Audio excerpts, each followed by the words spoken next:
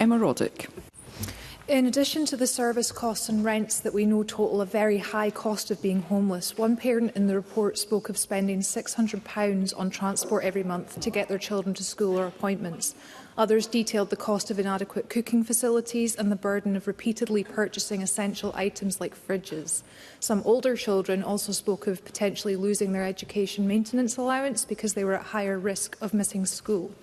In light of this, can I ask how the Scottish Government will help to ensure that those living in temporary accommodation do not carry an additional financial penalty, particularly for children and families? Minister.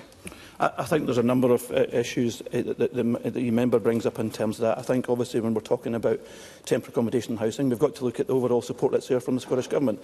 The Scottish Child Payment is the only payment in Scotland, apart from the others in the UK. I think also one of the key points that we've had in discussions with that, and discussions we had yesterday, was talking about local housing allowance in terms of that as well. And we know that local housing rents only cover the bottom 30% of rents in a given area as an absolute minimum.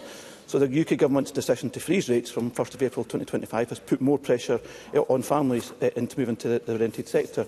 The Resolution Foundation estimates that permanently repegging rates to 30% percentile would lift 75,000 children out of poverty by the end of the UK Parliament. So I wrote to the Secretary for State for Work and Pensions in January, urging her to reverse the decision to freeze rates.